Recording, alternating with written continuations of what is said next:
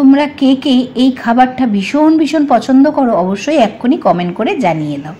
তোমাদের সকলকে ভিডিও শুরুতেই জানাই অনেক অনেক ভালোবাসা আর শুভকামনা। আশা করি তোমরা সকলেই ভালো আছো আর সুস্থ আছো।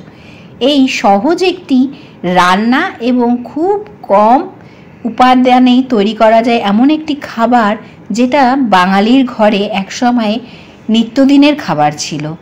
আর কিছু না হোক, মুসুর ডাল তো আমাদের ঘরে সবসময়ই থাকে। আজকে বানিয়ে নিলাম সেরকমই একটি জিনিস দিয়ে খুব সহজেই রান্না করা যাবে এমন একটি উপাদেয় খাবার।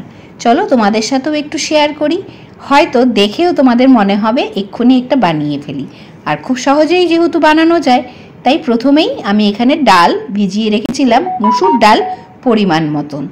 আর তার কিছুক্ষণ পরেই, এই ধরো আধ ঘন্টা থেকে 1 ঘন্টার মধ্যেই ডালটা সুন্দরভাবে ফুলে উঠেছিল ভিজিয়ে রাখার জন্য।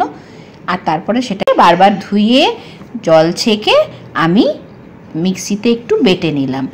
এখন তো মিক্সি আমাদের হাতের ভরসা, আর কিছু করার নেই, হাত ব্যথা করে পাটা পুতা উপর নিচ করতে করতে, তাই মিক্সিতে হাত খাচড়া করে বেটে নিলাম। আর তার মধ্যে পরিমাণ মতন বাটা ডালের মধ্যে দিয়ে দিলাম মোটা মোটা করে কাটা পেঁয়াজ কুচি, লঙ্কা কুচি, একটু লবণ, 1 চিমটে হলুদ, কালো জিরে, সব দিয়ে খুব সুন্দর করে ডাল বাটাটাকে মেখে নিলাম। আর এই দেখো, মেখে নেওয়ার পর এখন আমি সেগুলোকে এক এক করে তেল গরম করে তার মধ্যে ছেড়ে দিচ্ছি।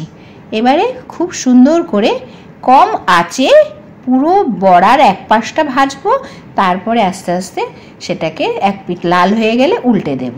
আর তার কারণ হলো, এই বড়াটা যদি গনগনা আঁচে ভাজা হয় তাহলে বাইরেটা তাড়াতাড়ি রং ধরে যাবে, ভেতরটা কাঁচা থেকে যাবে, সেই জন্য কম আঁচে ভাজতে হবে। আর এইখানে আমি সব খাবার বাদ দিয়ে নিয়ে বসে পড়েছি 1 বাটি মুসুর ডাল, যেটা আমি ধনে পাতা দিয়ে আজকে করেছি। তার সাথে গরম গরম মুসুর ডাল আর পেঁয়াজ দিয়ে বড়া, তোমরা পেঁয়াজিও বলতে পারো এটাকে। আর তার সাথে কিছুটা টক দই, এটা অবশ্য রাখতেই হবে। এই দেখো ধনে পাতা। একটা জিনিস কিন্তু অবশ্যই স্বীকার করতে হবে, এরকম যদি জম্পেশ খাবার আমরা কখনো দেখি, আমাদের সত্যি মনে হয় এক্ষুনি এই খাবারটা বানিয়ে ফেলি। কেমন লাগলো ভিডিওটি জানি। সকলে ভালো থেকো, সুস্থ থেকো আর খুব খুব সাবধানে থেকো।